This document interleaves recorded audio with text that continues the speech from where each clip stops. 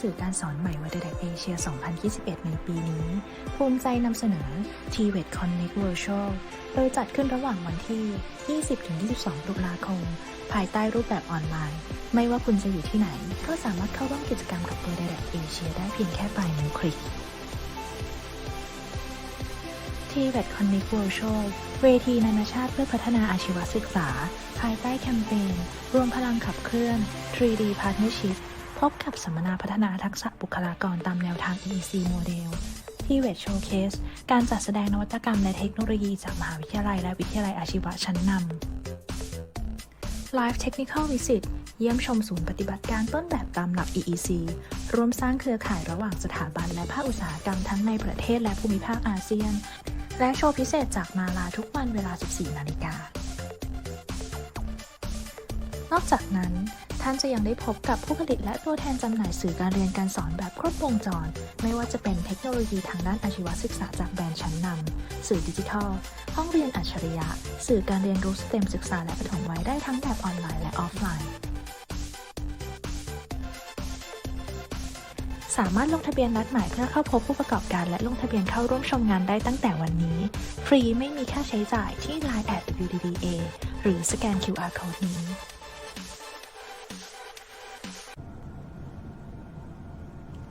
สวัสดีค่ะพบกับพวกเราทีมงานนิทรรศการสื่อการสอนใหม่อีกเช่นเคยนะคะกับกิจกรรมออนไลน์เวิร์กช็อปอะคาเดมี่สำหรับปีนี้นะคะเรายังมีกิจกรรมดีๆมากมายไม่ว่าจะเป็นทั้งทางด้านวิชาการดิจิทัลเลิร์นนิ่งและเวิร์กช็อปต่างๆโดยวิทยากรผู้ทรงคุณวุฒิจากสถาบันการศึกษาชั้นนำไม่ว่าจะเป็นทั้งในประเทศและต่างประเทศมีทั้งแบบออนไลน์และเจอกันแบบตัวจริงเสียงจริงอีกด้วยค่ะหากไม่อยากจะพลาดกิจกรรมดีๆแบบนี้นะคะสามารถรับชมรายละเอียดเพิ่มเติมได้ที่ www.worlddidacasia.com ค่ะหรือที่ Facebook Fanpage นะคะ Worlddidac Asia ค่ะรวมถึงการสมัครสมาชิกนะคะเพื่อเป็นส่วนหนึ่งกับเราค่ะกับ Asia Educator Club นะคะโดยท่านนะคะสามารถสมัครสมาชิกเพื่อเข้าร่วมกิจกรรมดีๆตลอดทั้งปี 2564 ได้นะคะโดยรายละเอียดการสมัครสมาชิกสามารถรับชมได้ระหว่างรายการนะคะโดยจะมีตัววิ่งด้านล่างค่ะและในวันนี้นะคะวิทยากรผู้ทรงคุณวุฒิของเรานะคะก็จะเข้ามาแวะเวียนให้ความรู้กับทุกท่านนะคะรวมถึงครั้งถัดไปนะคะก็จะมีวิทยากรผู้ทรงคุณวุฒิทั้งจากในประเทศ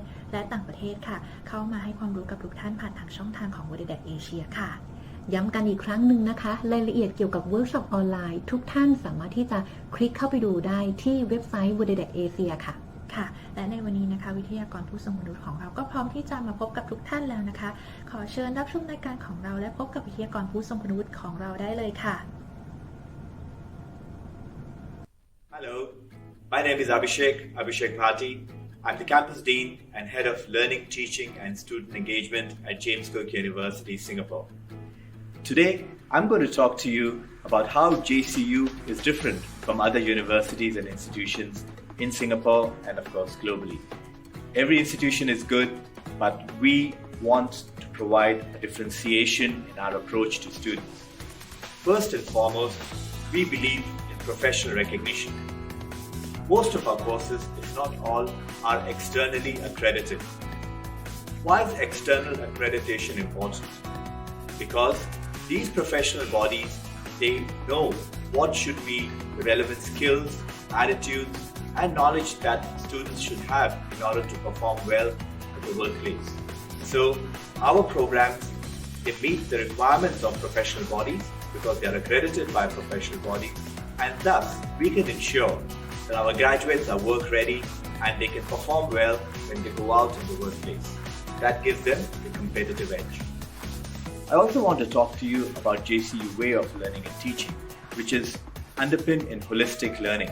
Of course, learning happens in classrooms, but there are many other ways to learn, and we at JCU give equal importance to out-of-class learning experiences. Students are encouraged to participate in several clubs and societies, whether academics or social in nature, which are available on campus, and students are also pushed to engage with the industry and community external to JCU campus. So in this manner, students are able to have a wider view of the overall world matters and they develop into global citizens. Another important aspect of JCU is we celebrate our diversity. Our student body comes from more than 50 countries. So students from these very many countries are able to bring in different perspectives. These students from different countries bring their different perspectives and thinking to the classroom. So the classroom environment is very rich, with a lot of different views being shared, and then students can reflect on their perspective and add on to their perspective based on what their fellow classmates think. Not just that, even the academic staff, they come from very many countries. In fact, on our campus here in Singapore, we have academic staff from practically every continent on this planet. And these academic staff, these teachers and lecturers, professors, they bring their own perspective. They talk about how different thinking, diversity helps us improve or widen our scope of thinking. And in this inclusive way, we celebrate diversity and we are able to train students to become better individuals, and both professionally and of course personally. Here at JCU, we offer a range of programs: psychology, education, IT, counseling, business, economics, banking and finance, and most recently, we have even launched a range of programs in science and technology. In the technology field, we have cutting-edge programs in cybersecurity, Internet of Things, data science, games design. And in the sciences area, we have programs in environmental design, urban design, and of course, aquaculture, which is coming up as one of the major areas that can be taught. So, offer a range of programs to students, and they can pick different specializations. Not just specializations, students can also take electives, and these electives will broaden their perspective, broaden their thinking about how different disciplines are and what are the key knowledge areas in different disciplines. James Cook University, as I said earlier, we are an inclusive organization, and we also encourage partnerships. We want to engage with you. We want to engage with institutions and universities in other countries to find ways of how we can assist students and learners from other countries to come to Singapore and become better individuals. I'm sure my colleagues will be very willing to help you, and I would like you to engage with my colleagues if you need more clarification and information on how JCU can partner with you, or how we can have a collaborative association so that student populations globally can become more qualified and work ready. Catch you later. Bye.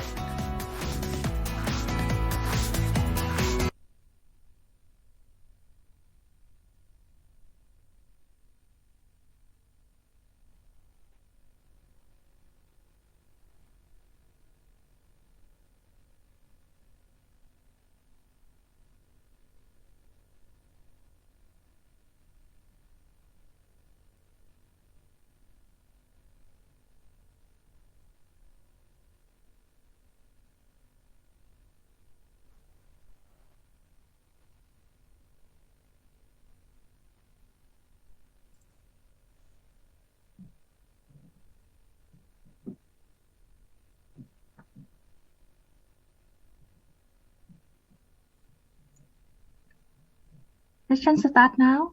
Prof. Abhishek.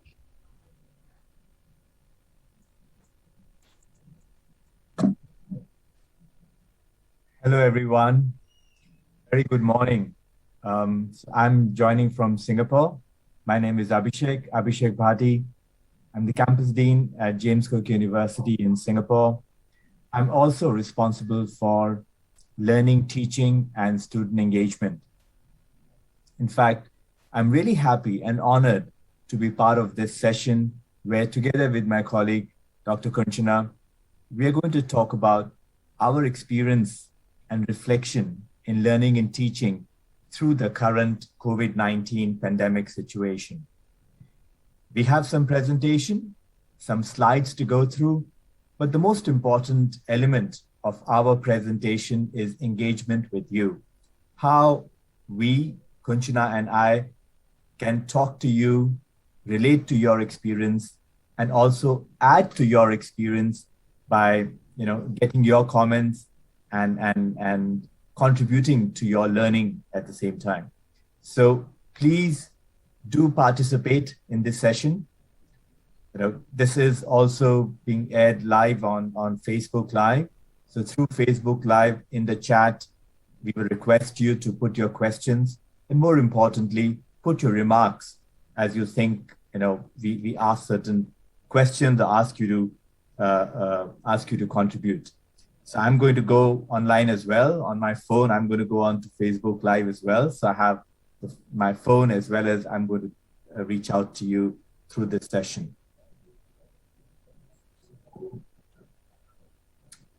Fantastic. So I'll be sharing my presentation first and then we'll be looking into some of the other aspects.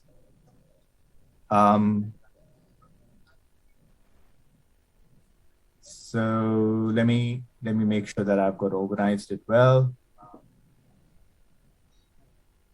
It's taking a little bit of time. There is some time lag, if you don't mind.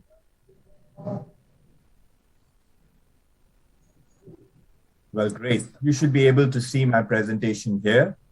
So I will start and I'm going to talk about crisis management in the pandemic times and what is the reflection that we have here from JCU in Singapore. So before I do that, let me ask the audience. I hope you have already started to engage. Let me start asking the audience, were you affected by the COVID-19 pandemic in the last 18 months? If you were, please put Y in chat. And if you were not, then you can put N, no, in the chat. So I'm looking at the chat now. Could I get some participation from the audience on the Facebook chat? Could you just add Y? If your institution, I know we have some participants from K-12 school area. Yes, I can see Y coming through. Yes, some are even writing WHYY. Yeah, you can also write Y as yes. Yeah, we also have participants from the university sector and as well as the other sectors. So the good point here is that some people are participating. I encourage you to contribute more through the chat. It is education institution across the globe, whether it is here in Singapore or in Thailand or in ASEAN, Asia, Australia, and anywhere in the world, education was affected by the COVID-19 pandemic. And because the situation was very much outside our control, it's really important for us educators at all levels to think about what we did, whether what we did was right, and how can we do things differently so that we as teachers are satisfied with our activities, and more importantly, the students. The reason why we all are in education, the students benefit from the outcomes. They can learn what they have come in the classes for. They can get the right concepts, knowledge, attitude, and of course, skills so that they can perform better when they graduate and they join work, after finishing their graduation.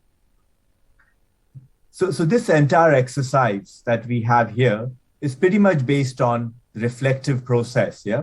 So when we talk about reflective process, we are talking, looking into the Dewey's model, yeah, where whenever we have some anxiety or we have a situation of uncertainty, we get very worried. So on the left-hand side, you can see there is doubt, there is hesitation, there is mental difficulty, there's confusion. And when you are faced with such a situation, you need to do some introspection. You need to search for answers. Because you are in doubt, you need to know whether you're on the right track. You need to ask questions. And that, of course, that entire process then leads to, new thinking, which is on the right-hand side on this first slide, new sense making. Oh, yes, this is what is good. My colleague did something else, and I should adopt the practice that my colleague had, and I can become a better teacher. You can also look at new opportunities, and one of the new opportunities that we all of us looked at was more about moving to online. 2020, last year, was definitely a turning point when And this continues from 2020 even now to 2021. And many schools, many universities, we were forced to transition to online very rapidly. So please put Y, letter Y, in the chat if you also had to go to online quickly. Whether your university, your school said, teacher, you have 1 week or 2 weeks to go online because we are going to close the school for classes.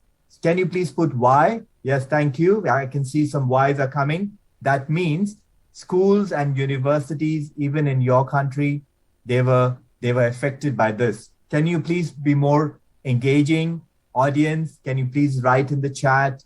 Yes, I can see some more Ys come through. I'm looking at my handphone on the other side to see what's happening. And all of us, we will agree that moving online teaching or moving to online education was not something new. Most institutions, they were adopting education technology in some shape or form.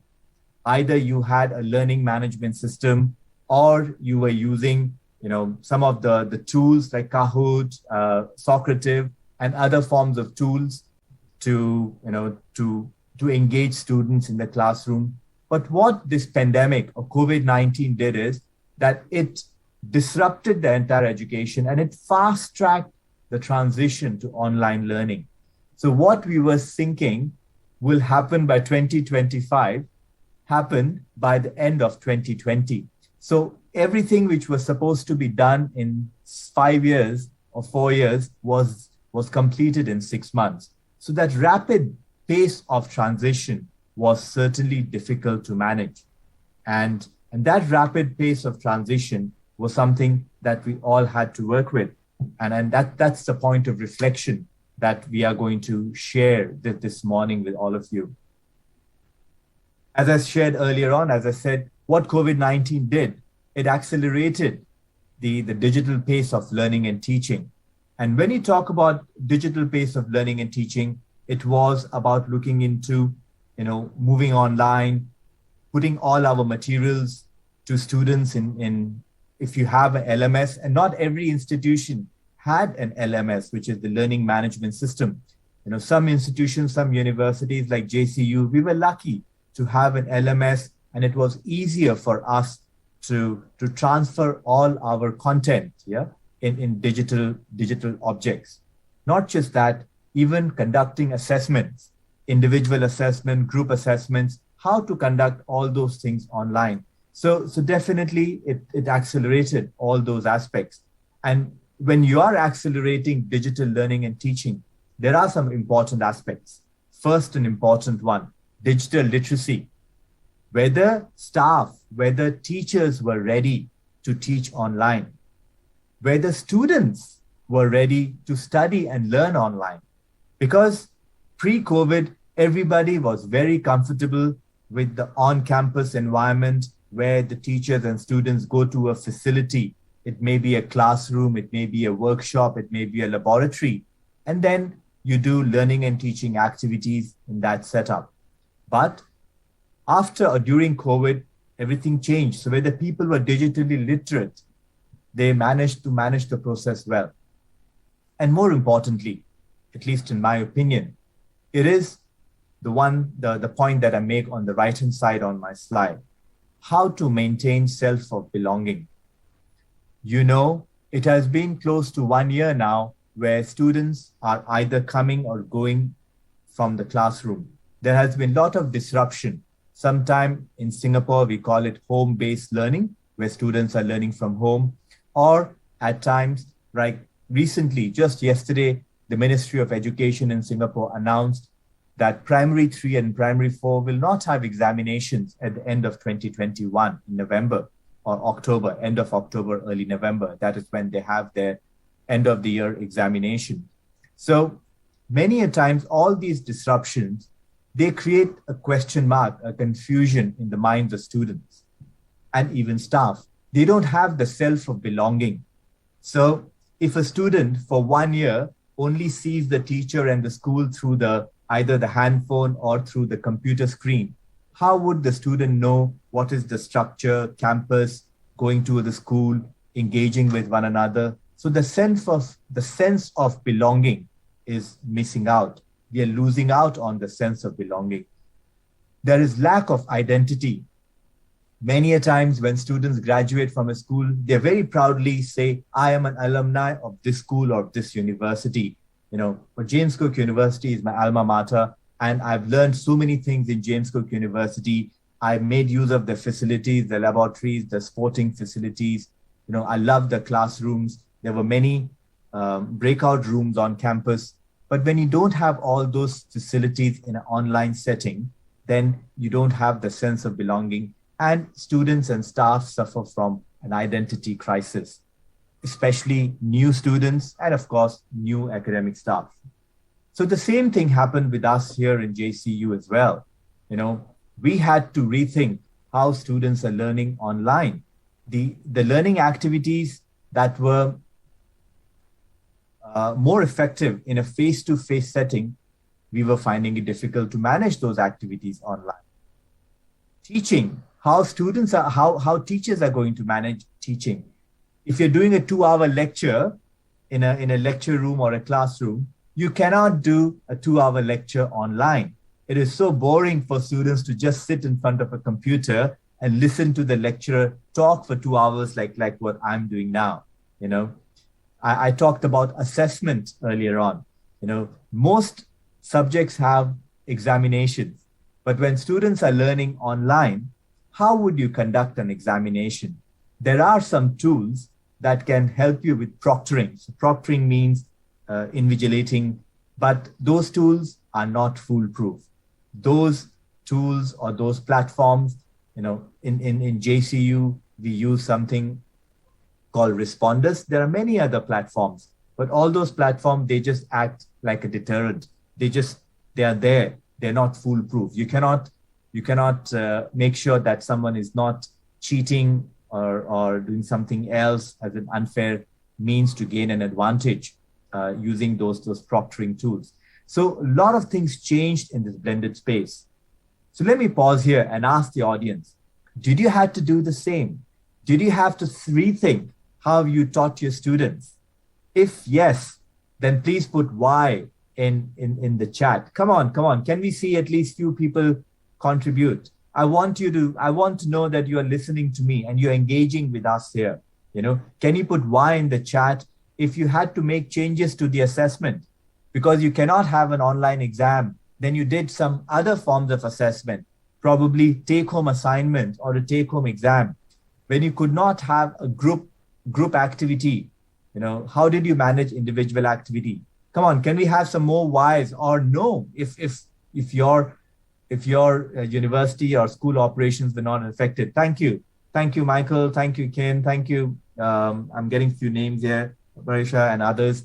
Sorry, I can't see all the names. I don't want to see all the names, but yes, all these whys which are coming in the chat, they all show that teachers everywhere, even the ones who are participating in the Zoom room, we all had to rethink how we taught our students, how did our students learn, how did we assess them in the online space, and many a times the blended space. One of the biggest things that we did at JCU, at James Cook University, was to work on the students themselves. Because we as teachers, we can supply education, but supplying education, we can supply as much education as we want, but it is how students consume education. That is important. How do we ensure that the demand and consumption of student is happening properly? So what we did is we launched an initiative called DigiLearn. As you can see there, DigiLearn. DigiLearn was a collaboration between our colleagues from the Learning Center.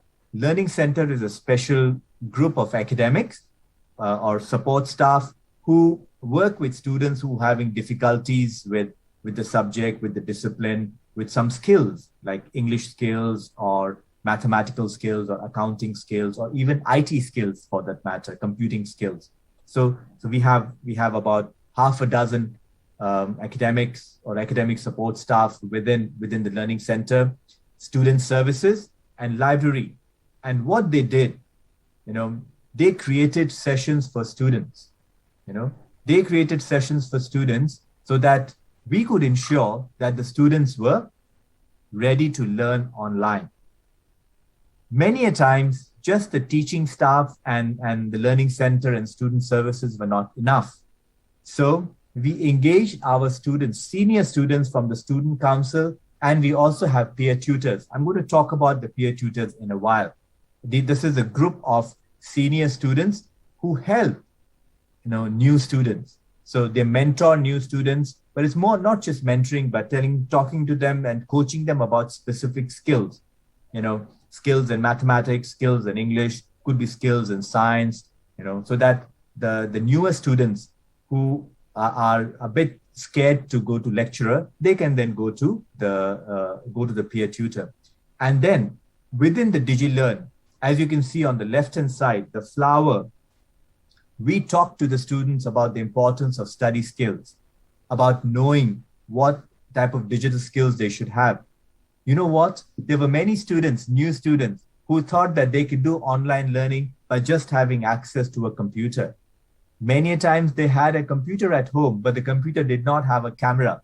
If you do not have a camera, you will not be able to see, you will not be able to participate because, other students and the teacher will not be able to see you.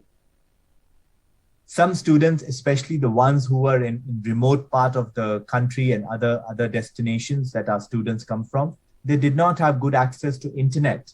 The internet connection was not very good.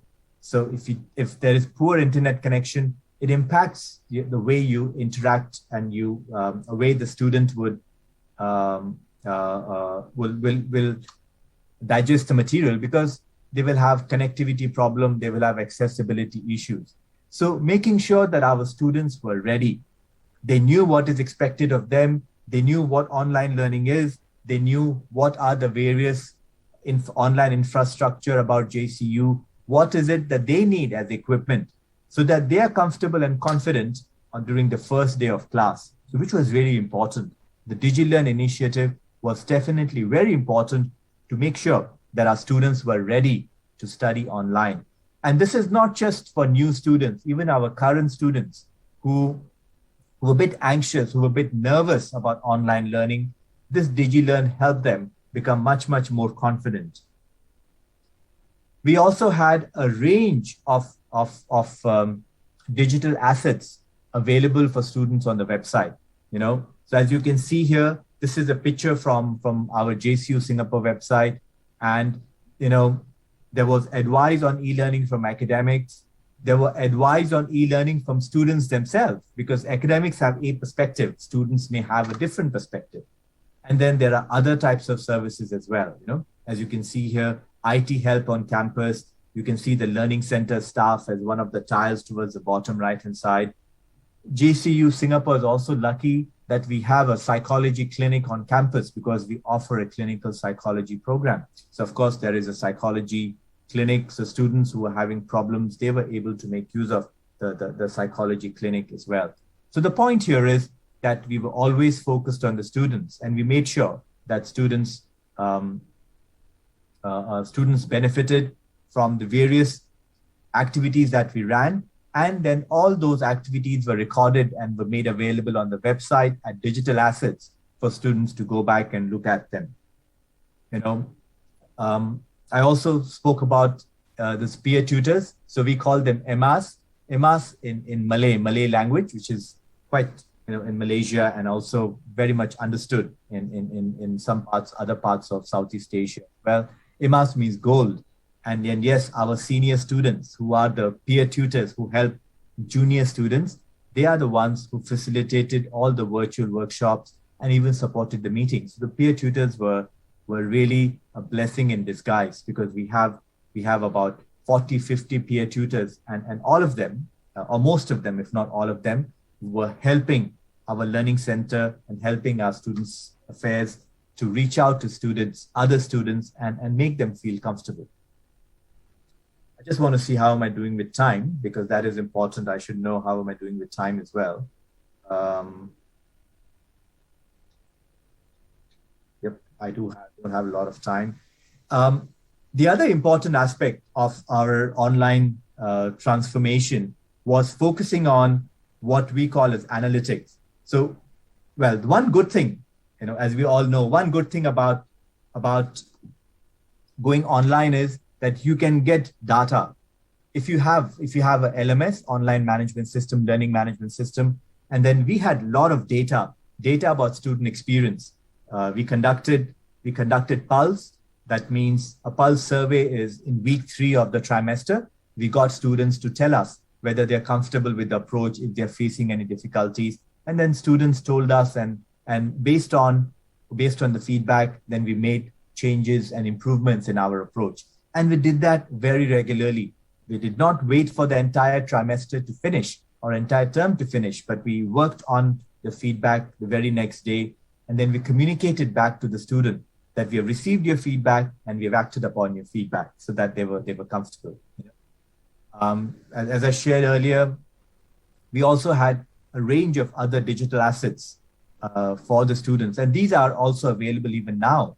7 tips of how to study from home productively, because not every student has good home learning environment. Having some virtual class netiquettes, that's important. Okay, this is live on Facebook, so you cannot switch on off your microphone. But in some of the other virtual tools like Teams, Microsoft Teams, or even Zoom, students can switch on and switch off microphone, and then there's a lot of noise in the background, and that might disturb the class. Yeah. So having some netiquettes, telling them do's and don'ts, how they can help the experience of other classrooms, other classmates better. Very important. How to beat exam stress when students did not know that they can go to a campus and sit for an exam, but they have to write the exam online. And of course, we had several videos from a lot of academics on academics from different disciplines, that how students can cope with the learning online. One of the key things is communication. That was very important. And I hope you all felt the same. We as lecturers, teachers, and even other support staff, we maintained constant communication between all the staff members, as well as between staff and the students, through lectures, through tutorials, through discussion forums, announcements, either via online, through email, on our website, regular updates on the website, weekly communication that came from the Deputy Vice Chancellor of the campus, so that students knew what is happening, staff knew what is happening. When you have state of emergency or state of confusion, people do not have communication, and that gap in communication makes them even more anxious, more worried. So having proper communication was key to making sure that all our staff and students, they were confident, and if they have any doubt, they knew that this is the avenue. They can write an email, they can send us a message, and we will be able to help them. So communication was definitely very, very important in making sure that students were comfortable.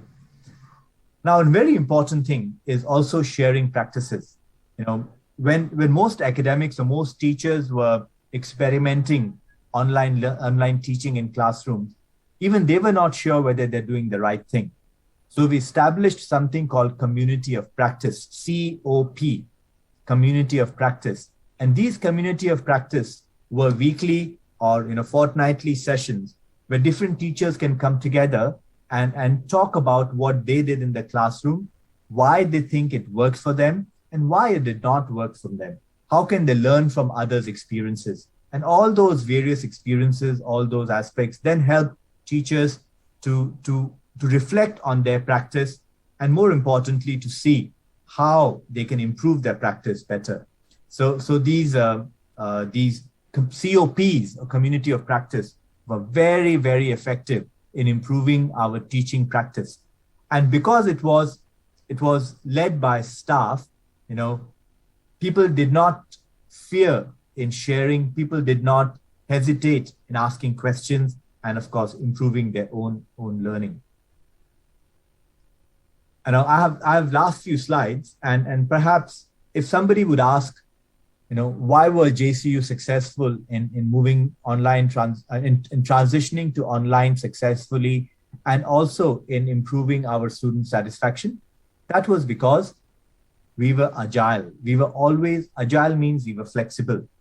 As our culture, as an institution, everyone was ready to change, and we were changing on a rapidly on a regular basis.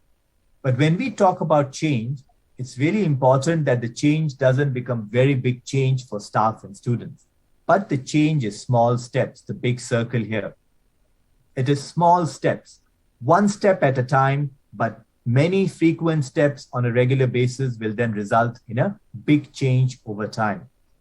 We thought that that was a better approach rather than making radical change, big changes, because big changes will scare people and make them more fearful. Small changes people can manage. So that's what we did based on continuous improvement.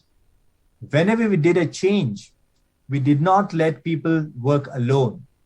The second big bubble, collaboration. We all worked together, not just people in the same department, but people within different departments. So the entire James Cook University machinery worked together collaboratively to make those changes. And even in students, as I said, we did not let the students alone at their home or wherever they were studying. We had peer tutors, which were senior students, and we had other approaches so that even students can learn and work collaboratively. We made sure that we had our user focus. Student comes first and students at the heart of everything that we do. So whatever change we did, we always thought, how is it going to impact the student? And of course, how is it going to affect the teachers who are going to deal with the students? And we made sure that whatever we did, it was a quality change. It was not a short-term initiative, but a long-term quality change. Because if you lose sight of quality, then of course your overall satisfaction will also go down. And of course, most important thing is follow-up. Nothing happens right in the first instance. It's always these concentric circles, one thing leading to the other, and you continue to work on these. So these were some 4 or 5 key principles, collaboration, user focus, focus on quality, continuous changes, being agile, and continuous follow-up that made us successful. My final slide here, or the final topic that I'm going to talk about this morning with you, is about mental and emotional well-being. Now, this is one area which is becoming even more serious with time. When people are on their own, they have limited social capital, and that limited social capital make them even more anxious. It's all up here in the mind. What we should tell ourselves, how we should help students and staff who are having difficulty. James Cook University, we have a lot of students from other countries. They are studying in different countries.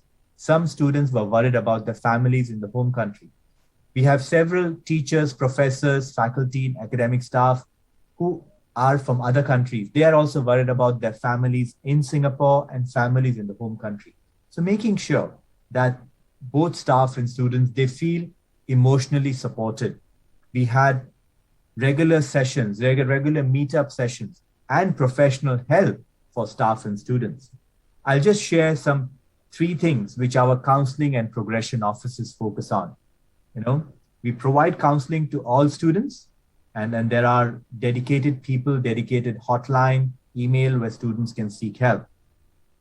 We help students with progression. Progression is more about academic matters. If students are struggling with the subject, we provide them with the help and guidance about continuing or not to continue that trimester. It's easy to take a break. It is okay to take a break for 1 term and then continue again. And we also have advisory services. If there were some students who were confused with our policies and procedures, they could call this advisory helpline and ask about, how do I defer an exam? What if somebody in my family has COVID-19? How am I going to be affected by that? How my learning can be changed? So any advice on policies and procedures was then made available through this session here. So I'm going to stop sharing now, and I will pass on to my colleague Kunchna. So I spoke about things that JCU did at a macro level, at an institution level, and how did we come at the other end stronger? And now we have our students with us. In fact, last year, we saw an increase in our student body compared to 2019. And touch wood, in 2021, again, we are seeing more students coming through. But organization-wide changes are important. But similarly, there has to be implementation or interventions at the subject level. So Dr. Kunchana will talk to you about how she managed her classes and implemented things at the subject level. Thank you. Over to you, Kunchana. Thank you, Abhishek. Swadika. Good morning, everyone. So I'm Kunchana. I'm the learning advisor supporting mathematics and statistics at James Cook University. And at the same time, I'm also a lecturer in psychology. So today, let me share my slides.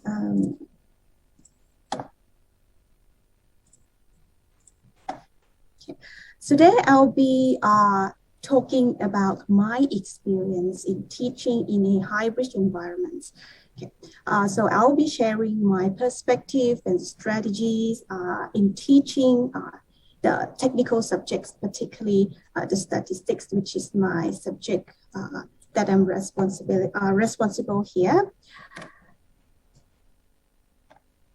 So let me start with a little bit of my background so you see clearly what I'm doing here and why I'm applying these strategies for my hybrid teaching. So I'm wearing two hats at James Cook University, Singapore. First, I'm working as a learning advisor supporting mathematics and statistics. So the key roles for this hat is to provide consultations on research design, statistical data analysis, and as well as assistance with statistical or analytical tools for students and academic staff. And I'll also provide some support and improve the numeracy skills for the students here as well. And at the same time, I'm working as a lecturer in psychology and teaching research methods in fourth year psychology, for the first year psychology. So definitely the main role here is to teach particularly the advanced research methods in statistical analysis, do some course developments and enrichments, responsible for assessments and support the student for any inquiries that they may have. So before the pandemics and during the pandemics as well, so I'm using this teaching philosophy in particularly teaching the statistics. So my philosophy is developed based on the fact that learning statistics comprises two key elements. First, for the student to have knowledge. Second, for the student to have applied skills. Okay. So based on these facts, so I developed my own philosophy to provide fundamental knowledge and apply skills through setting the clear learning goals. I want to emphasize here the clear learning goals because when you teach first year students or you teach fourth year students, they definitely have the different learning goals or the different aim that they want to utilize the knowledge and the skills that they have.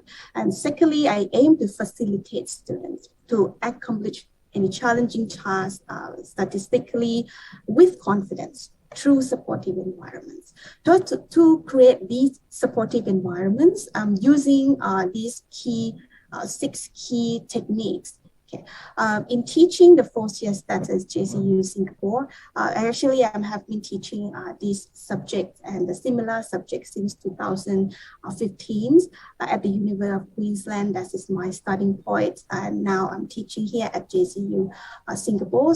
So when we deliver the contents or the teaching contents in the statistical based subject like this. So I firstly aim to make it more research focused by using the actual data. So by using the actual data, this is really, I feel like this is a really helpful technique that particularly for teaching statistics, because when you show the student the actual data, the student will see clearly what's the difficulties or the weaknesses of utilizing or applying the different statistical techniques or data collection. This thing we don't teach in the classroom. The student will face or experience this when they go to the actual field, start to do the actual data collection, and then they will see it. So this technique will go very well with the sharing common mistakes. So I really love this idea to share the actual data that me and the course coordinator or the teaching team actually use in our research. The student have the actual hands-on experience using the actual data. Another technique that I endorse is to provide feedback, particularly the constructive feedback. So from my own experience, I feel like when I design my research or conduct the actual analysis in the real world out there, there's some kind of the standards or people opinion that we are not able to hear in the classroom, and the student were not able to hear that in the classroom. So through this learning process, lecturer is the key to give them feedback, and must be constructive feedback, especially during the pandemic time. The student can feel really lonely, and then if they get some harsh feedback, so it might demotivate them in learning. So I put emphasis on provide constructive feedback to motivate the student to overcome their mistakes or try to address their study in a proper way. And the last role as a lecturer here, so I have to develop a learning material by myself. So my aim is definitely to provide them with the up-to-date materials, especially in the statistical field, that we develop the new technique to accomplish all the issues, the current issues that we are facing all the time. However, when the pandemic hits, I'm still using my teaching strategies and teaching techniques, but the thing that changed during the pandemic is the teaching environments. So as you all know that sometimes school are closed, we can't have the student to sit in the class. So we have to move online very quickly, especially last year that it could be overnight for some institutions. So the same with us here at JCU, and the same with me. As you know, for the technical subjects such as statistics is needs high support, and particularly need equipment or the software to use. We still need face-to-face classroom to deliver contents or support the students. However, we also need to provide the support through online as well, because we can't require the student to come to the class all the time, or we have to reduce the number of hours and the contact between the lecturer and the students. So that's where the high-risk environments happens here at JCU. So in my context, in my teaching context, I teach and deliver all the resources that interact with the students via both physical classroom and online platform. Some teaching and learning activities happens in both platforms. So you will see later here, this is the key activities that I actually do in my subject. In teaching statistics here. So from on the left side, in the physical classroom, so that is the main platform that we deliver lectures, seminars, lab practice, and workshops. On the right side, as you can see that we have online platforms. So this is the main platform that we deliver all the materials. Any materials that I want the student to have or take a look at, I will deliver through online platform. So when I say online platforms, as Professor Abhishek mentioned, that we have our we call Learn JCU at JCU Singapore. So that's owned by Blackboard. So that's a platform that we are using. Apart from materials and resources, we also do exam and assessments, all the marking, tracking, analytics activities through online, 100% online here. We also deliver some assistance or the support that the student needs apart from the content-based inquiries. For example, could be exam-related issues or IT issues. We also deliver this to or support the students through online as well. And at the same time, we have some activities that need to be conducted through both platforms. So I dig deep into a little bit of the more details. So I use two main learning theories. I keep this theory in my mind all the time when I develop the course contents, especially for lectures.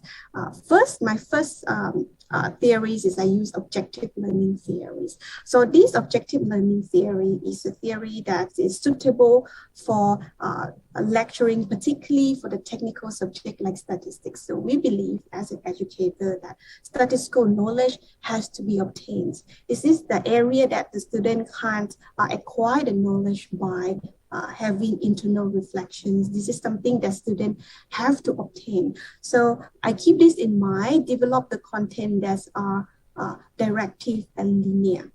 Okay. Another learning theory that I feel that is really useful for a lab practice and workshop is experiential learning theory. So these theories look at the learner as active learner. So the learners or the students have to apply their own knowledge in order to have experience. Okay. So we believe that learning in this space through experiential approach, learning is facilitated. So when I conduct or develop the activities for the lab contents and for workshop, I will keep this in mind that all the content should be able to facilitate learning. Students should be able to create or learn by themselves by using this all the materials that we develop. So dig deep a little bit into the activities that we actually do in the physical classroom.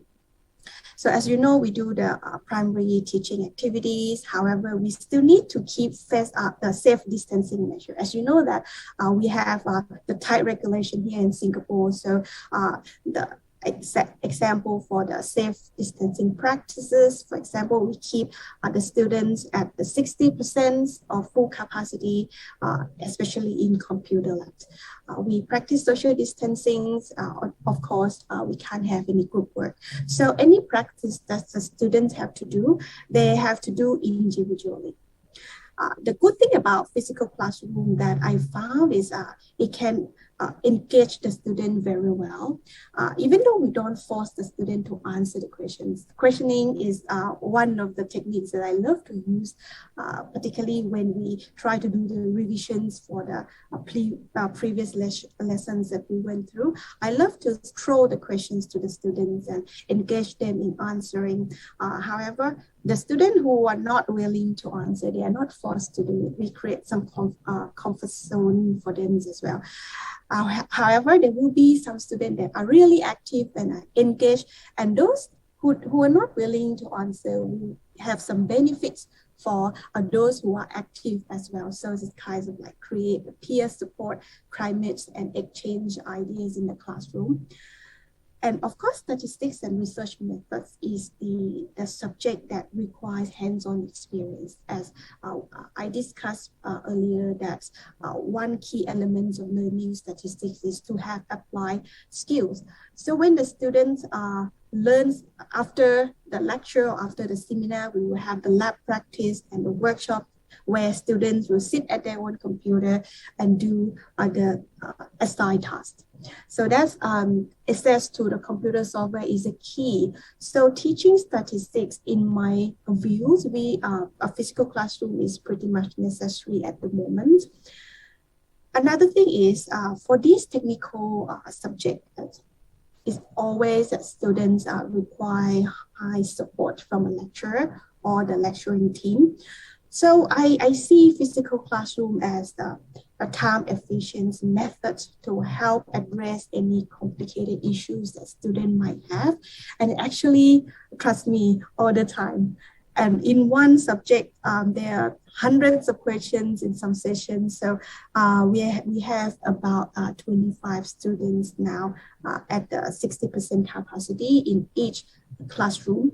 So during the time that I walk around the room and try to assist the student with any particular issues that they may have, when I'm not available, of course, the student can get help from their peer as well.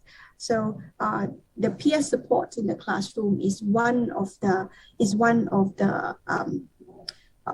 elements or one of the things that the student can access in physical classroom, and I find it is really helpful for their learning.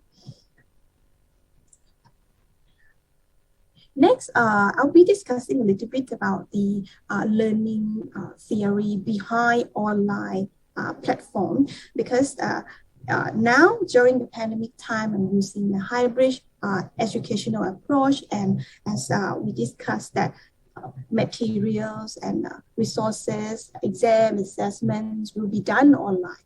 So to decide those, for example, decide assignment for the students. So I keep this in mind that I'm using the theory that called connective learning theory. So this theory is best for the online educations because we see students as an active learner, they are able to self-initiate, they are able to connect their own learning path.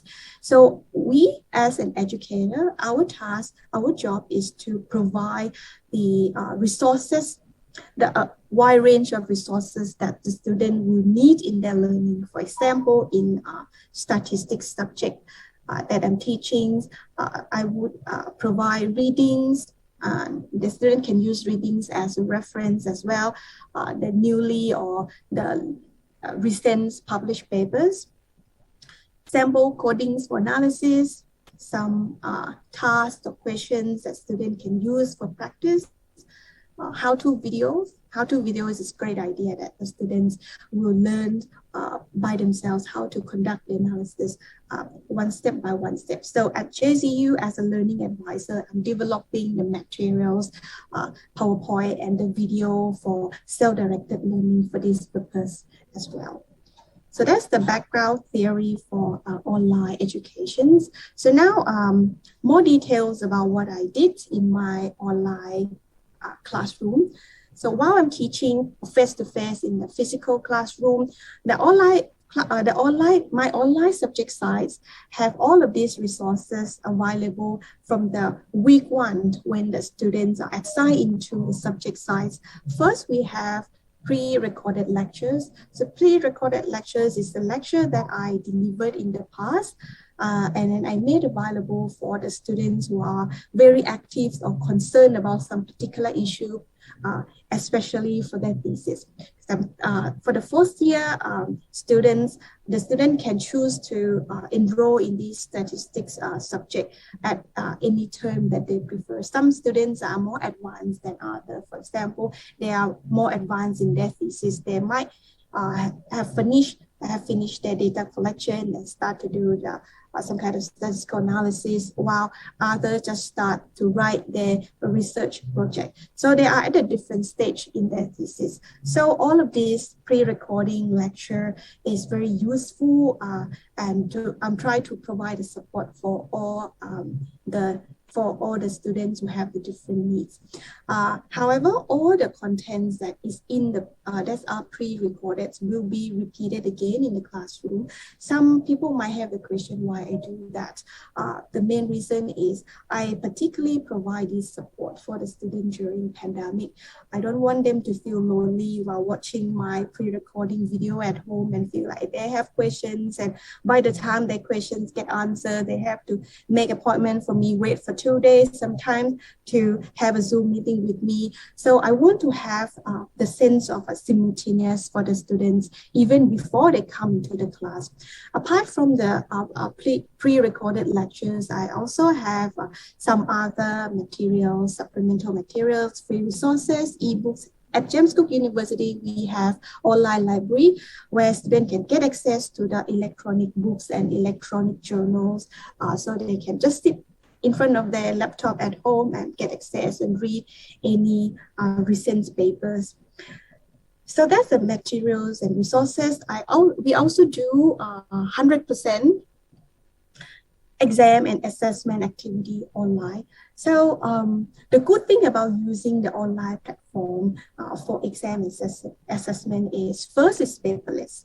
Okay, so this platform is actually happening before the pandemic. I'm quite sure that many of you have acknowledged that this teaching, hybrid teaching is not the new things. However, this is the time that we are forced to do, and we can see very clearly the effectiveness and what the strategy works or does not work. So to us, we do the assessment online. First, we have it's paperless. Second, we have high control over it compared to when we ask the student to send us the assignment through the emails. So it will be the lecturer jobs and put more burden on the lecturer to check the email, counting the assignments, what time and who submitted, and we have to combine in the Excel file and send them to the exam team.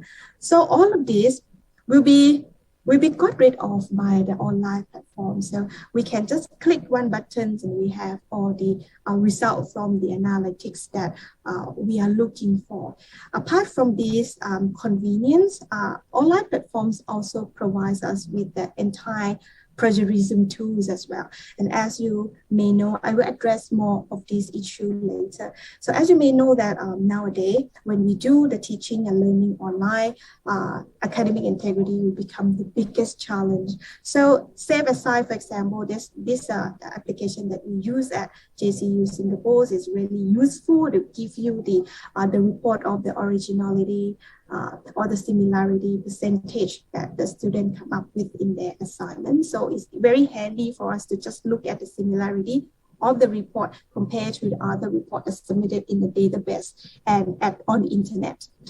Online platform is high accessibility. Student can access from anywhere, anytime, and permitted some anonymity. So while they are in a classroom, they are allowed to turn off their camera sometimes, even though we know who they are, but we don't force them to turn on the camera. So that's put more pressure during the class, especially for the 3-hour class, like my subject.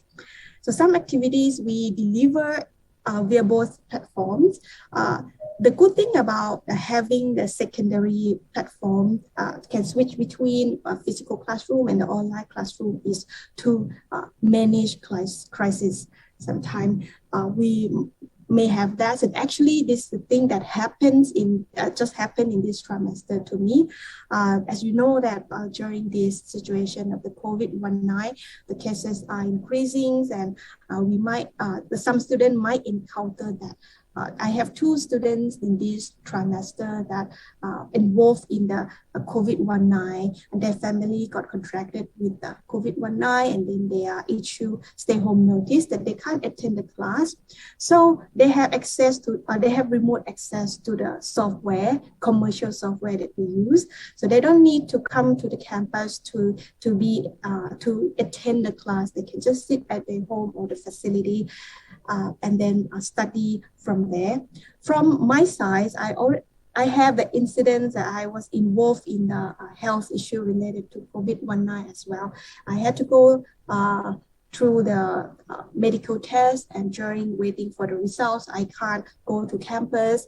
And what happened is, on the 3rd week of this trimester, we have to switch the face-to-face classroom to online overnight. And that is benefits of having the secondary platform. So it helped the transitioning very smooth and successful. Another thing that we provide to the students through both platform is for the support, any support that based on their inquiries and personalized support that the student might have.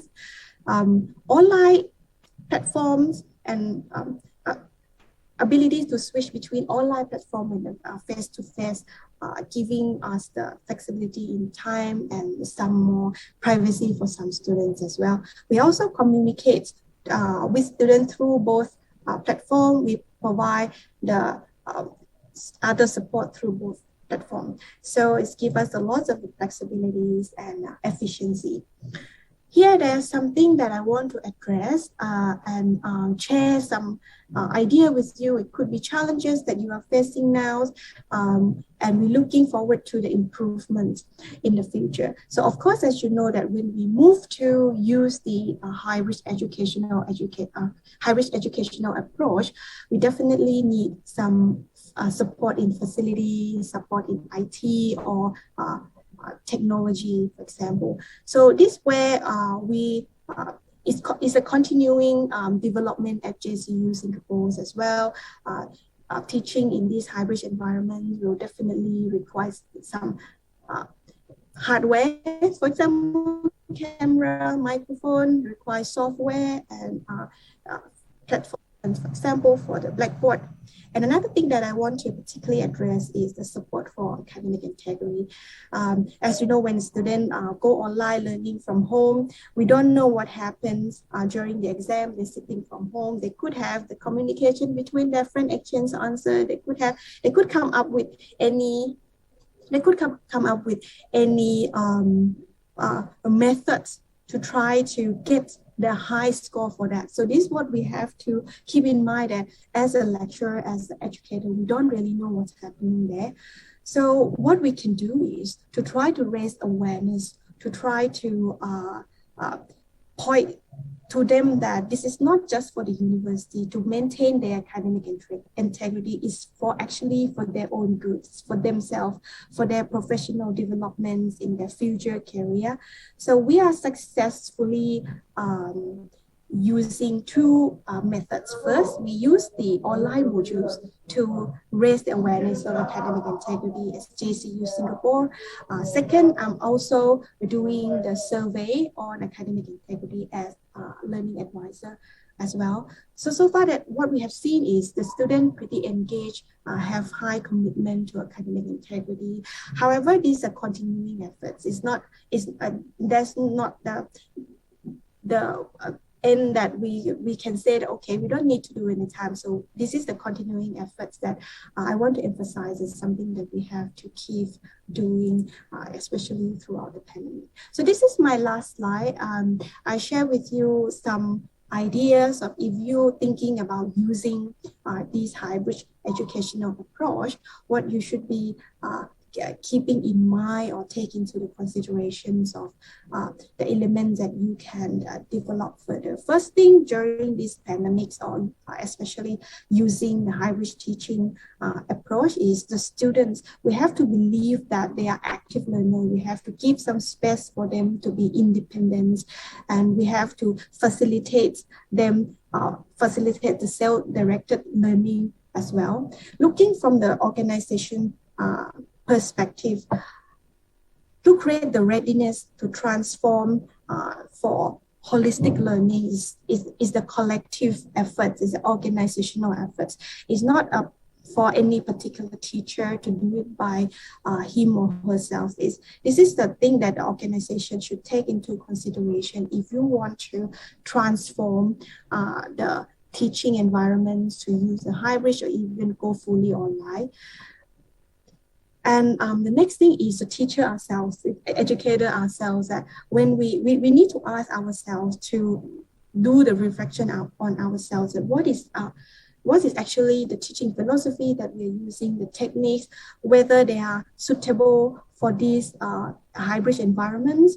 And the other thing is about our mindset, that we want, what mindset that we use to look at the students, what belief that we have in them, and this will be reflected on the curriculum that we develop. So, for example, what we do here at JCU Singapore is we redesign the assessments. Before pandemics, we require students to do the analysis, but during the pandemic, we do open book exam. We ask the students to do interpretation of the result rather than do the analysis. So all of these things need to be developed as a whole organization, not from the particular elements. So that is my takeaway message. So I see the warning that I have run out of time. So now I have just just a few questions that Professor Abhishek and me would like to hear from you, audience, as well about your experience. So please share with us what subjects that you teach at the moment. So you can type your answer shortly or using just one word in the chat. Thank you. I can see the answer, maths and science. Yes. Any other answers? Thank you, biology, science, and math.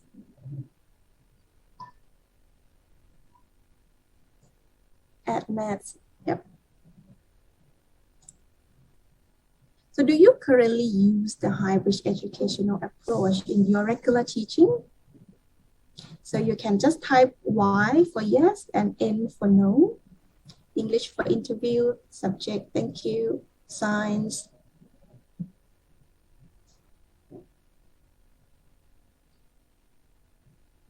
Thank you. Please share with us if you also do hybrid teaching. Thank you. English language, yes. Yeah, thank you. We have quite a lot of yes here.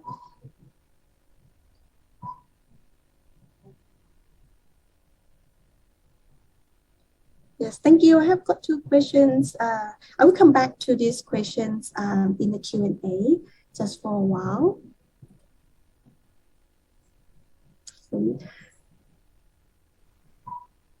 Cross-cultural understanding, thank you. So my last question here before I give over to Professor Abhishek is, do you have or did you use any teaching method that you think is effective and successful in helping student learning during the pandemics? Thank you. I am seeing more yes. Thank you.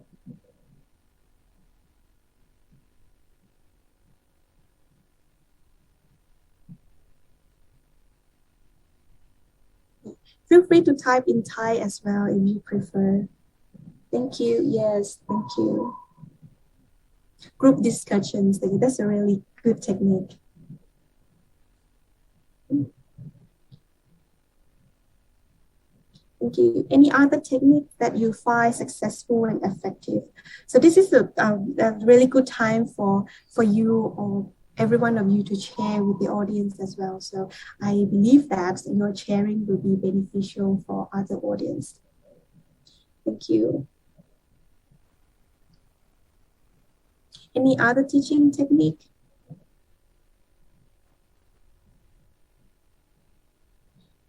Okay, thank you so much. I have got one answer for group discussions, and yes, definitely the good techniques for teaching. Game, yes. Yes.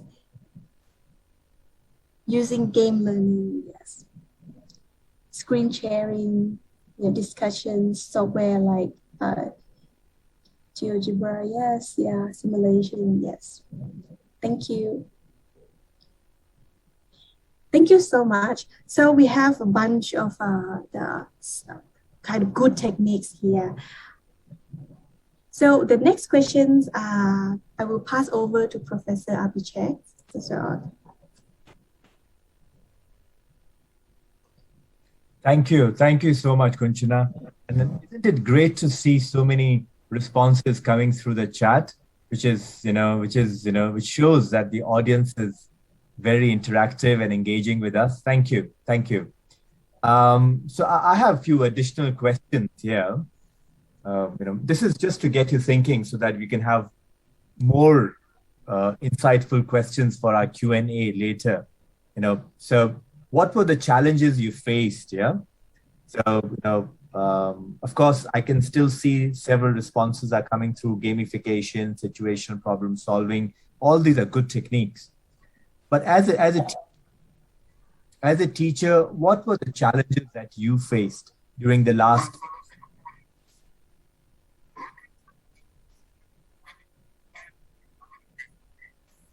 Sorry, where was that? Anyway. Okay. Can anybody talk about the challenges that you faced as a teacher? Was it Was it transitioning to online that was a problem? Or did you find that when students were at home, they were not engaging as much? Good point. I think one issue has been raised here is engaging students. Yeah. It was difficult to engage students online, especially if they don't switch on their cameras. You don't know what they're doing. Yeah. Taking their attention once again, home-based learning is much easier to to say rather than make it effective. How do we ensure that students have the right learning environment? Many students, I know they shared with me that they were sitting on their home dining table learning, limited time period. That was really important. The transition was very rapid. Teachers were not given time to prepare and do a good job to the online learning. Student participation. Yes, no camera, no response. Very true. No camera, no response. And you can't force them. You can't force students. You can't be too aggressive, because then all they do is just leave the room and say, I had technical difficulties. One of the key things that I faced was, for any problem, there was one answer from students. I had technical difficulties. I did not have internet connection. And it's very difficult to ascertain whether that claim is right. Yeah, internet, computer issues, camera issues, hand in assignments on time, or making sure the assignments are written by the students. Yeah, very important. Kimberly, too little feedback from participants, technical issues. Very good. Lots of issues are coming through. And then, yes, there were challenges. And I think that takes us to the next question, which is, Kunchana, if you don't mind, going to the next slide. Or am I going to control it? Okay. How did you overcome those challenges? So all the things that you spoke about, technical, IT skills, no camera, just one word, please, if you don't mind. How did you overcome the challenge that you have mentioned in the chat? And that is really interesting, because what you are going to share may also become a good practice for somebody else. So we are trying to develop a community of practice, COP, in this session, where we are learning from one another. Yeah. So, folks, everyone who's in the online room, I was going to say Zoom room. It's not a Zoom room. Online on live Facebook. What did you do? Look at that. Saroj talks about patience. Yeah. So important. You cannot have a short fuse here. You need to be patient with yourself and with students. Very important. Thank you. And again, somebody else also said that. Be patient and understand them. Again, very true, isn't it? Because students were having difficulties. Some were having connectivity difficulties. Others were having accessibility difficulty. And we're going to talk about accessibility in a while. Yeah.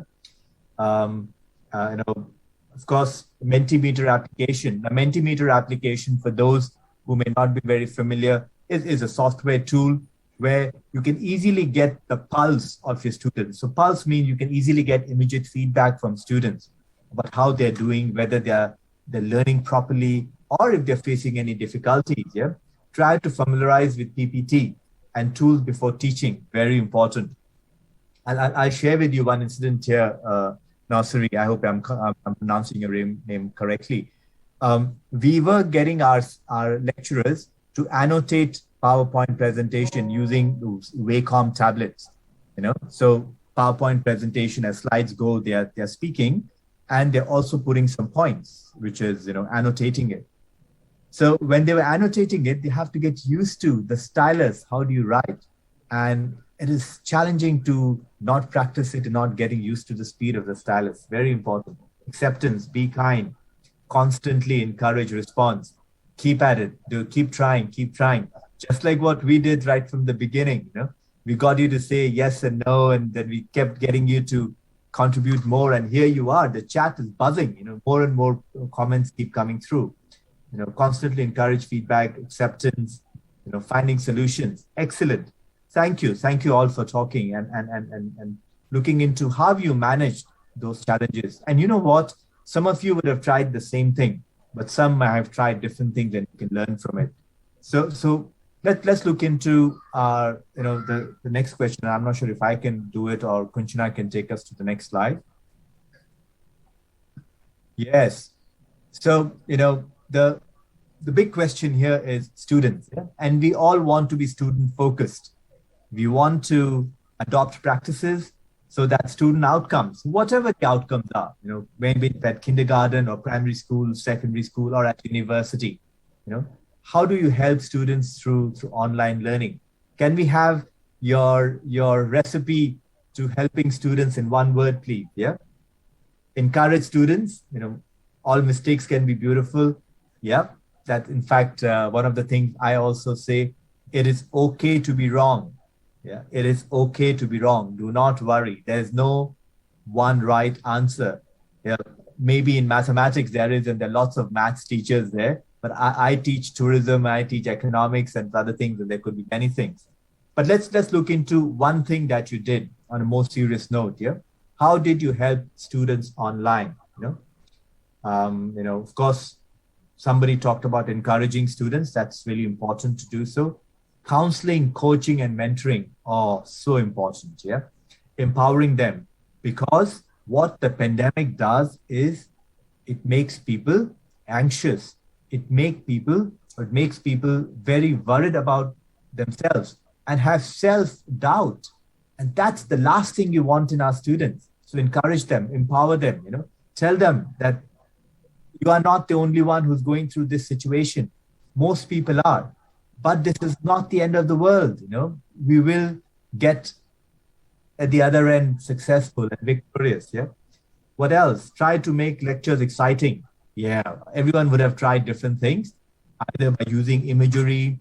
Even Kunchana in her presentation spoke about how she used a variety of things, tools, graphics, activities to make the lecture content much, much more interesting. And you know what? Not everything has to be online. Not everything has to be through MS Teams or through Zoom or whichever online learning platform you're using, yeah, or CLT, computer learning technology you're using. It could be asynchronous and asynchronous. There could be some learning objects where students can do at their own time and pace. And there could be other activities that you do with the students in a session like this, which is a synchronous session. So it's really important to get a mix of asynchronous, which means students are doing this on their own, and synchronous, which is activities like this, which are either mediated by technology or in a classroom setting. Yeah. Somebody else talks about give encouraging word. We will go together. Don't leave something behind or someone behind. Absolutely. And that becomes difficult when you have large classes, especially in lectures, and you don't know some students because they have not switched on the cameras. Trust yourself, try to make lectures fun and exciting, amazing. Lots of good one word concepts, which are just amazing. You are able to distill all your thinking in one word or two words, as you can see in the chat. Very good. And then I think that probably would be the last question here, isn't it, Kunchana? The last one from here? This is the last one, yeah? We have another two questions. This one. Okay, we do have more. All right, we have some more. How did your institution help you? I think that's an important one, yeah? Especially for a person like me, in my capacity as campus dean, it's really important for me to know that how have I helped the students and the teachers, and whether what I did or what the institution did was working, So it is important. It is really important for us to know that what the institution did is working. So how did your institution help you? Do they help you by providing you with training with online material? Some teachers might be teaching from home. Did they provide you with some budget to get some equipment while you're working from home? What else did your institution do? Because institutions, schools, universities, they are mandated to help and support and facilitate the teachers as well as students, yeah? So, one of the things, I hope that's what Fedlin is trying to say, peer coaching, training, and what we call peer coaching. It's a good point, peer coaching. That's a very nice term. I'll use that in the future if you don't mind. We call them community of practice, COP, which is same as peer coaching, Somebody talked about 5G internet. Wow, your organization is really good. We don't have 5G in Singapore, yeah? but we are still doing pretty well with our 4G. That's good. If your institution has helped you with 5G and of course other platforms like Google Meet and other forms of support, make more effective videos for learning. So important. Thank you for putting that in. Why? Because many teachers, while they're good at teaching, while they're good at putting material, they may not be skilled to make good videos. So providing that technical support to teachers is so important. Making videos, editing those videos, and making sure that those videos are user friendly when they are being used.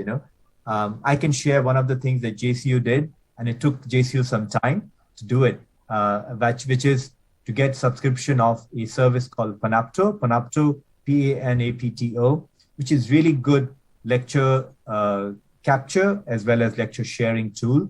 And now many lecturers are using Panapto as a tool to write their own lectures. Support and train, again, somebody talks about training and supporting, very important. So I'm glad that your institutions did provide relevant training, support mechanisms, and even infrastructure help.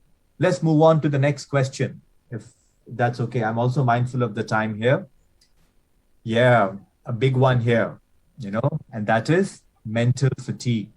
We all have been doing different things. We have been trying different things, hoping that probably this is the last time we are doing it, but doesn't seem to end, and even in Thailand, I was looking at the figures.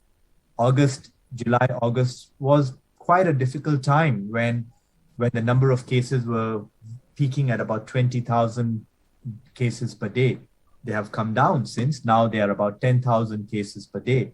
But, if you were facing mental fatigue, not in the past, now I'm more interested, Kanchana and I are more interested today, please put why in the chat box, and look at that. So many whys are coming through.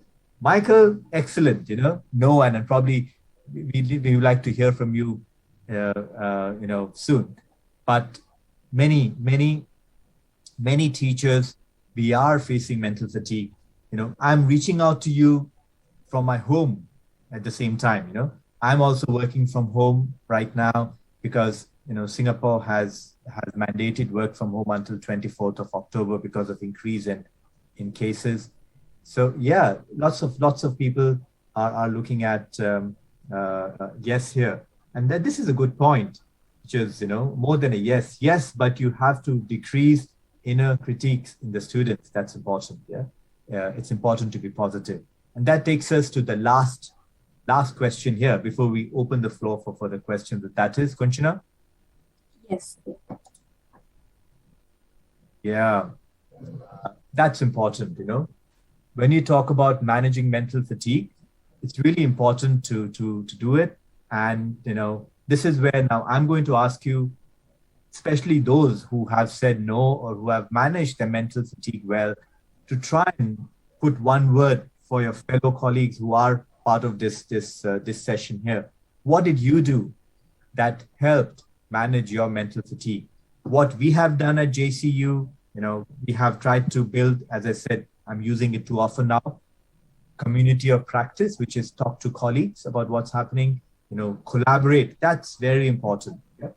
Again, when we were asked to look at this session by Worlddidac, thank you for organizing this session, Worlddidac. But when we were asked to do it, I said, yes, I'm happy to do it, but I would like to collaborate. I would like to bring in another colleague who can share their experience. So it's always good when you collaborate.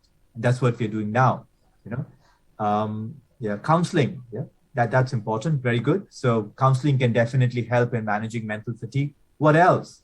Michael, you talked about that you're looking good and you're not mentally fatigued. What is it that you are doing to manage your mental fatigue? Acceptance is important. It's okay to be wrong, both for yourself and for the students. No one could be perfect. At least I never try to be perfect, because if you are perfect, then you can't become better. Yeah, you need to have some room for improvement in order to be better. So tell us what else can be done to become more resilient, and more stronger mentally, and then overcome your mental fatigue. Adaptation, excellent. Adapt. You can't be seeing things as black and white. No, probably there are things in between, and you need to adapt to situation. You need to adapt to things, that how things are doing. The same individual talked about having some form of exercise, having some activity, so that's important. Regular exercises. I hope that's what you meant by physical activity. Accept the situation and be flexible. Very important. Thank you. Acceptance. Yeah. As I said, it's okay to be wrong. And somebody also, now I'm reading some of my slides here. Okay, let me talk about because some things have come through. Share with other teachers. Yes, sharing is important. Somebody said peer coaching, very important. Yeah, I like that term. Healthy lifestyle. Eat well, exercise well. Michael talks about try not to forget the fun factor. So important. So important. Yeah. It is important to enjoy what you're doing. And many times, facial cues, having a smile on the face, having some jokes, that lightens the situation and makes people, feel more comfortable in the environment. So fun, humor is one strategy that works most of the time, if not all of the time. Yeah. So many things, agility, agility and transformation, and a few things that I've mentioned here, practice use of technology. Somebody also talked about practicing technology early on. So these are a few things that can help you manage mental fatigue. If I would say that, no, you will not be mentally challenged at this stage, I would be fooling myself and I would be giving you wrong advice. The correct advice is that be aware of the situation. Acceptance is important. Everybody knows it's challenging, but everybody knows that, we can't be perfect. So we got to do whatever best we can do. Yep. So at that note, we will stop sharing now. And this probably brings our sharing bit to the end. But we, both Kunchana and I, are very willing to take some questions from the audience. I did see some questions in the chat beforehand, and my colleague Jorawat and Nantarat have kindly agreed to facilitate some of those. So let me pause here. Thank you. Hi. Thank you, Professor Abhishek and Dr. Kunchana. I have a few questions from the floor, and I think they're very, very interesting question and very relevant for this time. So the first question for Professor Abhishek says, JCU deals with students, international students from bachelor's to PhD levels. How does JCU provide digital literacy to the learners, and how does digital literacy can help close the gap for digital divide? That's the first question for you. Yep, fantastic. So it's 3 questions in one, but I'll try to address all these 3 questions one by one. First and foremost, what are the pathways at JCU? In fact, we believe strongly in enabling education. So even before bachelor's, we have enabling programs for students who are not able to get into bachelor's for whatever reason. Probably the high school results may not be very good, or maybe because English was not their first language. So we have a range of enabling programs like English language courses, foundation courses, diploma courses that prepare students for their university education. And then they can pursue their undergraduate, which is the first degree, their master's, or if they do an honors, they can go directly into PhD. So that's the entire suite of range of courses from pre-university to bachelor's, master's to PhD. And that's what we offer here on Singapore campus of James Cook University. And you know what? Students can even go between campuses and start in Singapore, go to our campuses in Australia, or start in Australia, come to our campuses in Singapore, and return back to their home campus. Because we are one university, and as long as students can travel, at the moment travel is not so easy, but when they can travel, they can definitely do so. Your second question was more about digital literacy, and that is so important. Digital literacy And here I will not limit digital literacy just to the students. I would say having adequate digital literacy is important both for staff and for students. And when I say staff, I mean both professional and faculty.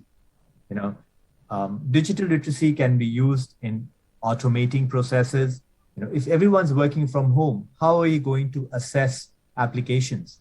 You know, in my role as campus dean, I need to approve every letter of offer, every offer which is given. So it should be done, everything should be done online. So, you know, when students write the application, when the admissions team process the application, to the time when the application is approved and offer is made to the student, everything is done online, digitally. So the professional staff, the administration staff, they should be familiar with what are the various systems and how they can use those systems in providing outcomes. You know, digital literacy for students is important. Most importantly, about what is the digital infrastructure that they should be familiar with.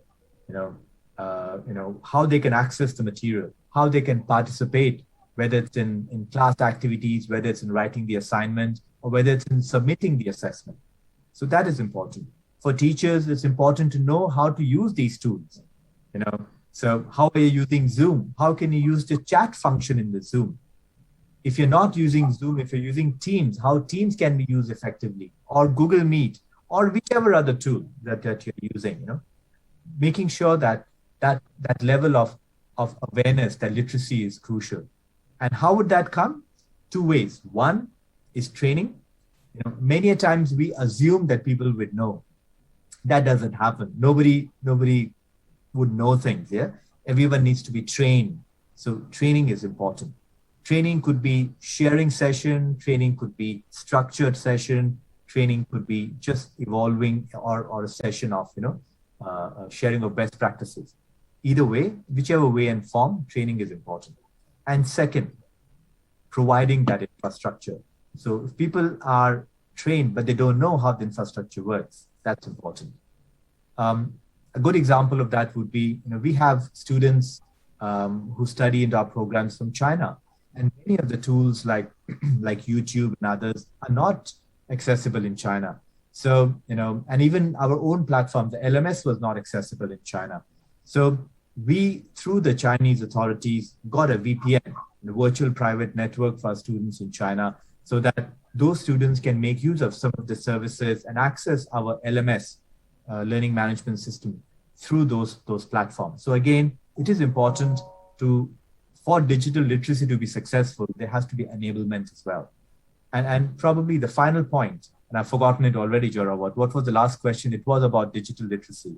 So how does the digital literacy can close the digital divide? Yes. So that's again important here. Digital divide is crucial.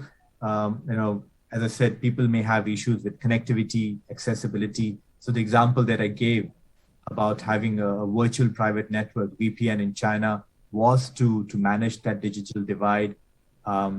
Try not to have assessments which are online, which are proctored in a system where it requires a lot of bandwidth. So now we have moved on to videos and platforms where students do not need a lot of bandwidth to access the material.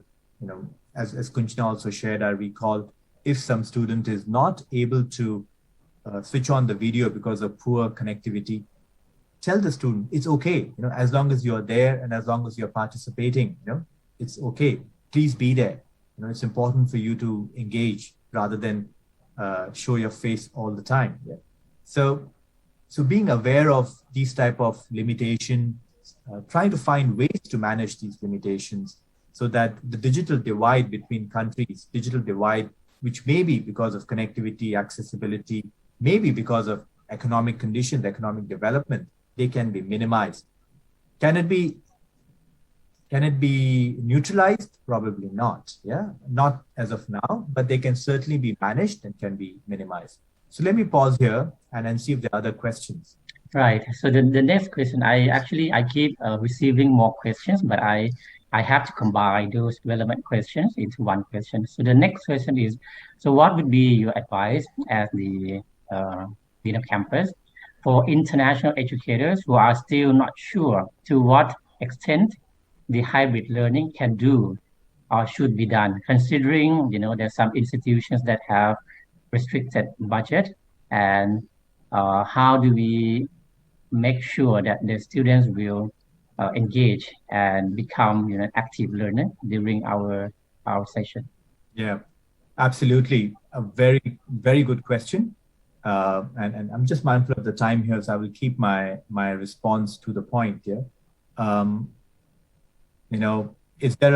Is there a foolproof solution to this issue? The answer is no. But the good thing is there are a lot of technology available out there which is inexpensive. Zoom is one such technology. Facebook Live is other. There are several of these, online virtual meeting platforms that can be used to engage with students. Of course, that would mean that students should have access to material, content, technology. Give another example, a lot of our students in Myanmar, they had issues because of the current political uncertainty in Myanmar, and they were not able to access the content, material, and even sit for exams. So that's where we have to tell them, if you cannot sit for exam, then we push down the exams for them. So again, having some affordances, built in some flexibility, some contingencies, so that students who are unable to use the normal route can have some other ways to manage it. But it is challenging situation, and I'm afraid I don't have a foolproof response. Thank you, Abhishek. Then I think this will be our last question, and this question will be for Dr. Kunchana, as she deals with a lot of students. So the question is, so as JT offers classes for international students from all over the world, including students from Singapore, how do you handle this diversity under the hybrid learning approach? Yes. Yeah. I guess that the diversity here means about the cultural differences and including the language barrier as well that the student might face. Yes, we are very aware of this. It's actually as part of the Learning Center as a learning advisor and together with the lecturer. So I'm dealing with these differences, the cultural differences together with the team. It's not just only me. So we have the team that that could handle the different issues if the student have faced some difficulties. For example, if I'm teaching statistics and they have some, of course, when we do the group discussions, do the questionings, I try to throw the questions to them, asking them to be engaged. The students from some cultures that tend to be more shy. They don't want to be too expressive, or they don't want to show their opinion, but they do have opinions. So we will try a way to listen to their opinions. We don't need to ask them to just raise their hand in the class and say it out loud all the time. We can ask them to write it just in the paper, write to the emails. I can be their speaker. If they want to participate, but then they don't feel confident, I can be the facilitator. I can ask them the questions and can call their names and create some kind of comfortable climate in the classroom. However, in the physical classroom, that it's easier to manage these cultural differences because the students that tend to be in their own group, that they feel comfortable. So I will use that peer support as well to encourage them to answer the questions. If they themselves, any student are not willing to say, we can ask the peer to sit next to them to talk, do the peer work instead of individual work, or they can share idea. Of course, this keeps safe distancing, but they can exchange the idea. So that's one of the technique that I probably would use in my classroom. For the virtual class, it's more challenging, definitely, that if the student don't want to turn on a camera, turn on the microphone and ask. I just ask them, send a message to me, direct message to me. So I will be their speaker. So that's how I deal with the more shy students.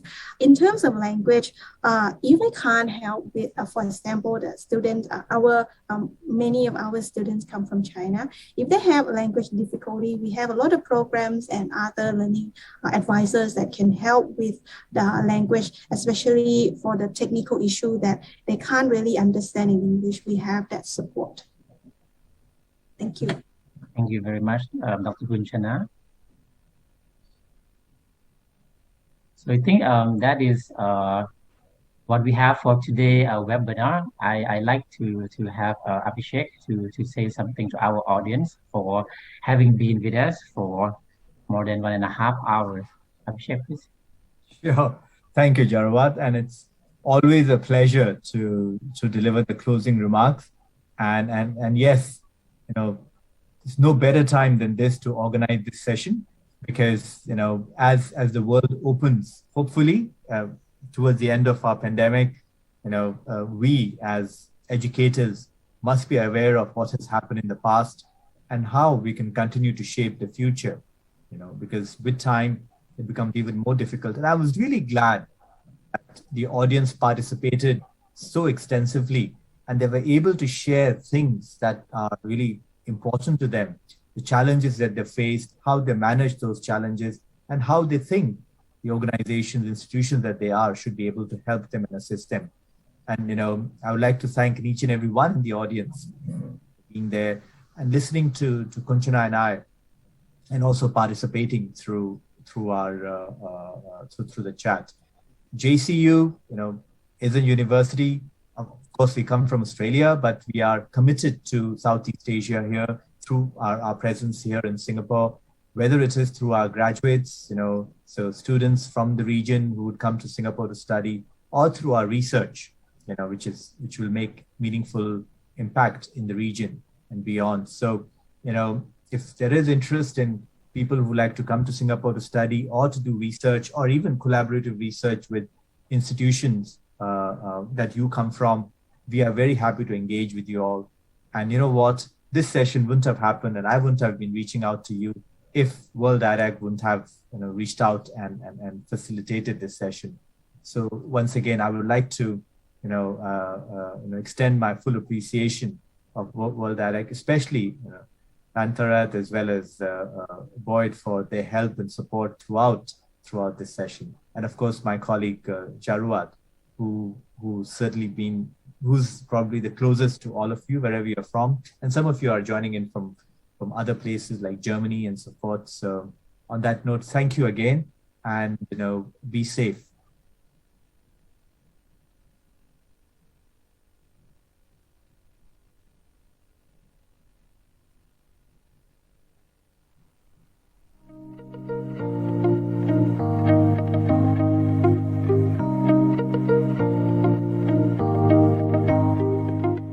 Labuan International School from Malaysia is the one of best STEM school. Let's see how they provide STEM-based subjects and challenge-based learning. Situated near the serene beach of Labuan Island, Labuan International School is strategically located in an environment which promotes growth, creativity, and inspires learning. Challenge-based learning, otherwise known as CBL, is a collaborative and hands-on project where students of different ages and various levels work together. It introduces new ways to teach STEM-based subjects to students. During CBL, students are to solve a global challenge of their choosing and share their research, experience, and solution during Labuan International School's Children's Conference. Apple Classroom of Tomorrow Today's framework has inspired us to introduce LIS CBL in our school. We have to make a few adjustments in the CBL process to suit our objective in producing innovative teachers and students, especially in STEM. Over the years, it has been observed that students have grown in their critical and creative thinking skills.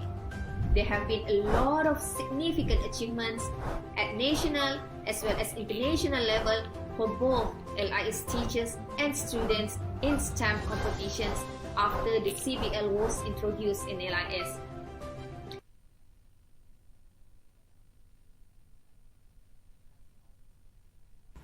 Next, let's see how Tegunayak, a Live-based bilingual school from Indonesia, supports students in STEM-based activity and STEM unique programs.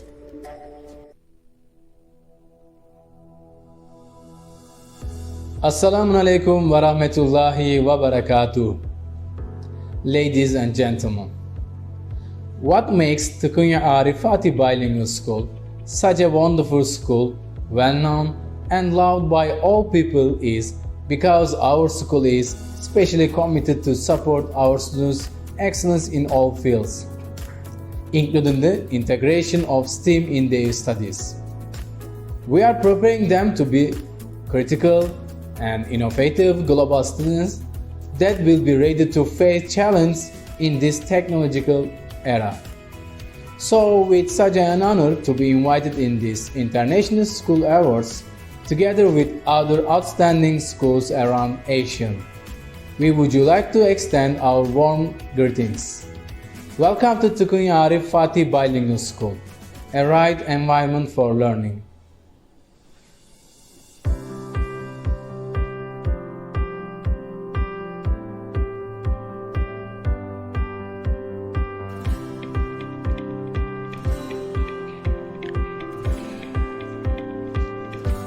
So students at our school are studying science not only in a narrow theoretical spectrum, but also by doing hands-on projects to really understand the real application. When most of people think that STEM is something we need to learn in later life, in our school we have even implemented STEM programs at elementary level. Until recently, we have implemented some STEM programs and activities. To mention, we have Edu-Elation for elementary students, Science Olympiad Department, Career Planning Department, Science Research and Project Department, Fatih First STEM class, and also Fatih Science Festival.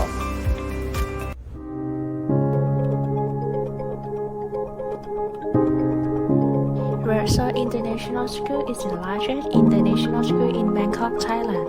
Let's see how they offer students the best facility and inspirational learning environment.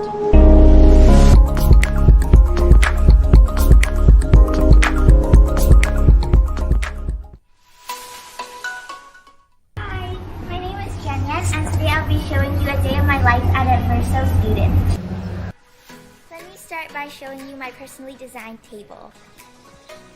Here's my seat, and my favorite color is pink, so I got a lot of pink stuff where I can put on my table.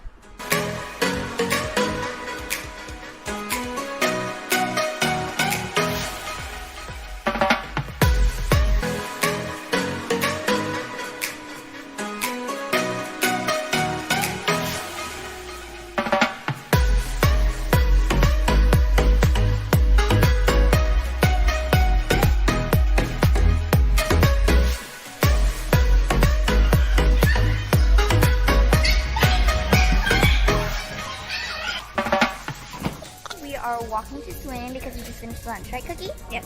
Okay. So, everyone, let me show you. Right now, we're going to the junior swimming pool, which is in Lower Loop. Right here is Hub Connect, and over there is the entrance where we come to school. And this is the Hub sign. There's two swimming pools. There is the Lower Loop swimming pool and there's the Olympic swimming pool. Right now we're going to the Lower Loop swimming pool. So it's for the junior category. So this is Lower Loop. So right now I'm at the Lower Loop swimming pool. And this is how it looks like. Verso is a school that helps me find and discover who I really am and what I want to be in the future. If you would like to discover who you truly are and where you want to be, then come visit Verso. Bye!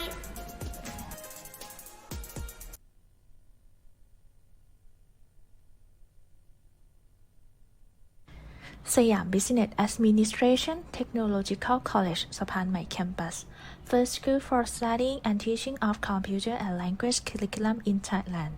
They provide students the extracurricular activity in learning English by LEC online platform.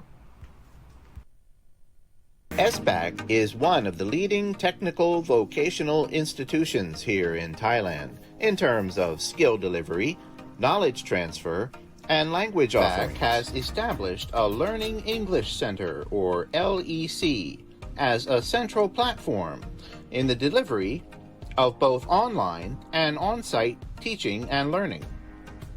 The institution has adopted an evidence-based formula that frames our curriculum for both English and bilingual programs.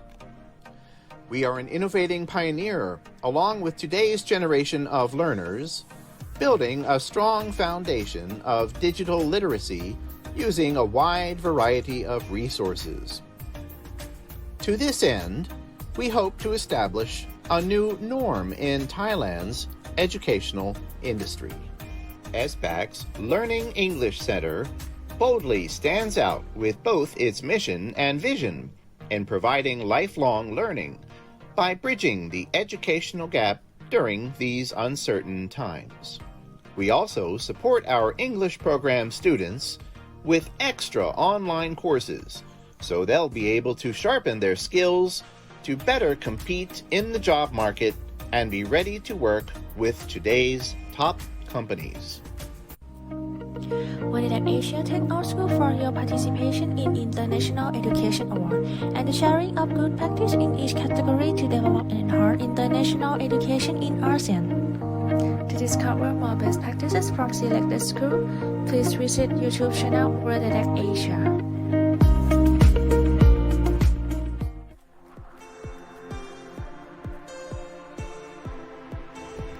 Worlddidac Asia 2021 featuring Tibet Connect workshop will be held from 20 to 22nd of October in an online format.